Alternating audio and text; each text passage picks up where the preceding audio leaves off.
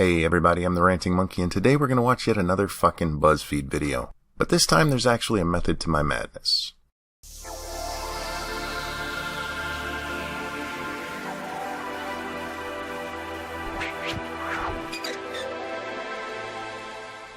Now you might be thinking, uh-oh, Monkey's about to go off on fat chicks. You'd be wrong. I'm actually going to do my best not to be insulting about weight. I can't promise I won't be insulting about some of the stupid shit said in this video. See, my motivation here isn't even really this video. It's the utterly fucked up double standard videos like this represent. This is Eugenia Cooney, and she's been in the news the last few days because somebody started a change.org petition to get her temporarily banned from YouTube for being too skinny. They claim she was unhealthy and setting a bad example for her viewers. Now, she does look very skinny to me, and I know being too skinny can be deadly as the body turns on itself for sustenance, and if this young lady is anorexic or bulimic, I hope she gets the help she needs. However, I am not a doctor, nor am I at all familiar with her eating habits. Phil DeFranco highlighted this story on his channel today, and while he tried very hard not to come out and say she needs to seek medical attention, in his comment section after linking to Eugenia's YouTube channel, he linked to a site for eating disorders. We'll come back to that in a bit. Let's get back to the video. Fashion ads are like an adorable make-believe place that I don't belong in. Growing up, I really struggled to feel beautiful and feel like my body was okay. All the other girls were all pretty and skinny, so I just felt out of the box. There was also points of it where I couldn't relate. I kind of just saw models who were very thin, very light-skinned, and I would look at them and just say, okay, I'm supposed to look like that because that's the only thing I see represented. If that's true, I feel very bad for you. Women often say this, and as a man, I have trouble comprehending the idea because while I grew up admiring He-Man and Rambo and even pretended to be them as we played, I never felt I had to look like them. I never felt like I had to be really tan and all roided out and wearing a loincloth. As a man, the idea that I'm supposed to look like some model, actor, or toy is just completely foreign to me. We're going to come back to this in a minute, too. I feel like so many people compare themselves to what's in the media. Women. So many women compare themselves to what's in the media. It's getting worse for men as feminists try to turn us all into women, including by giving us your irrational body issues. A real man should be able to look at himself naked in the mirror, see his gut covering his penis and his nipples dancing across his stomach, and in his mind still feel like an Adonis. But as women make masculinity more and more of a bad thing, body image issues are popping up in the feminized world of the modern man as well.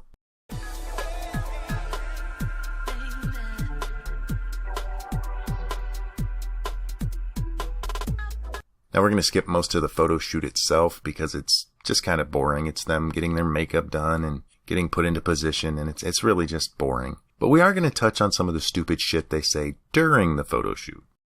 I'm modeling the Calvin Klein ad. A little nervous about it. I think it's provocative because, plus-size women aren't seen in the media and fashion world as sexual beings. Hopefully I can rock it. You're watching the wrong media. There's a whole category of porn called BBW, Big Beautiful Woman. It's so popular there's different subcategories for races and ethnicities and even extremely morbidly obese women. For fuck's sake, there's even porn featuring women in late trimester pregnancy. There's plenty of media out there where you would feel right at home. Beautiful, sexy even.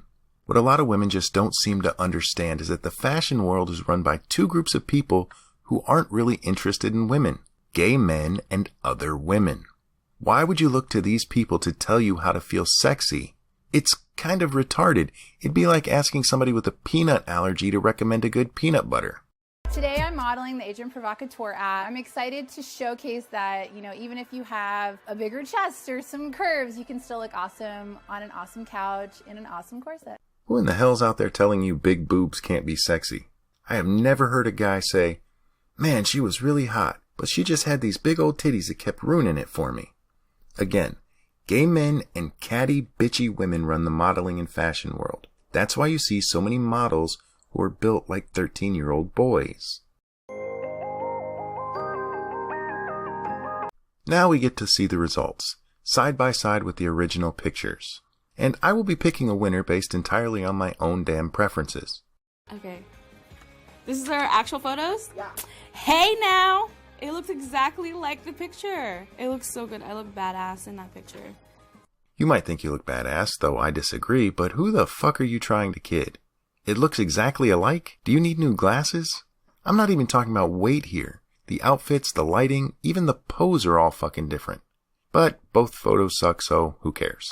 I don't look at myself as sexy, and I feel sexy in this photo. You should feel sexy. You rock that look. Maybe a little too many curves for some guys, but let them make their own fucking videos. Your curves are in all the right places.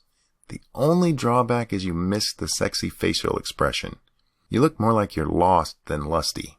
Definitely more to my taste than the original photo, though. Definite winner here. Oh my god. That looks awesome. Honestly, this feels as close to Gigi Hadid as I could possibly get. I can't believe I got this close. I'm not a fan of either of these, but the original gets a narrow win because this is a perfume ad and the model doesn't look like somebody just ripped a nasty fart in front of her. Style-wise, I'd say both pictures suck, but that expression just cost you a tie. Okay. Oh. Okay.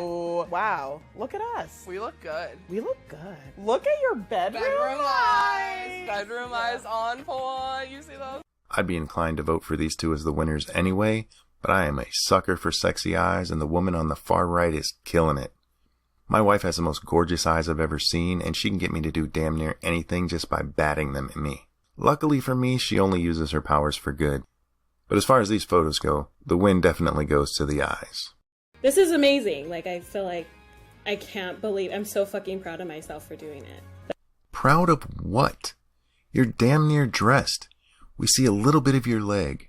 Ooh, how risque. As for the score, the one on the left looks so young I don't feel comfortable commenting on her lack of curves, and the one on the right looks like a body pillow. I'm not attracted to either.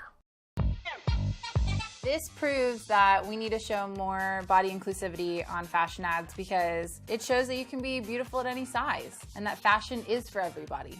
So fashion is for everyone, and you prove that by only using plus-size models for this shoot. I'm trying to be nice here, but that's really fucking stupid. Pictures like ours that we've taken during this shoot will help the next generation to love themselves better. Okay, let's follow that logic for a second. If you grew up feeling bad because all of the models were skinny, how are young, naturally thin girls going to feel if they can't get fat? Pictures like yours don't serve to do anything. They allow virtue-signaling asshats to feel good about liking a video featuring fat girls. When I started making this response, there were already 13,000 likes on your video. But it's not going to change a damn thing.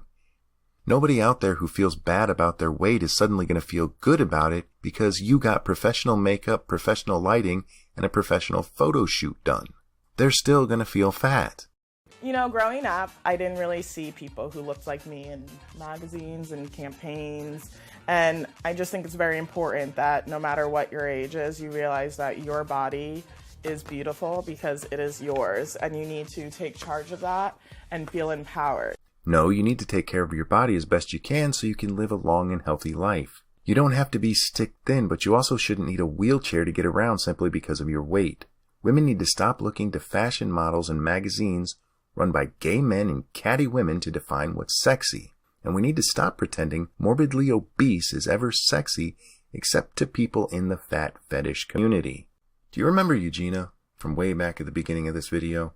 The young lady that 18,000 people signed a petition to have banned from YouTube because of her weight, and who Phil DeFranco talked about and then put a link in his description to where people could go to get help for eating disorders?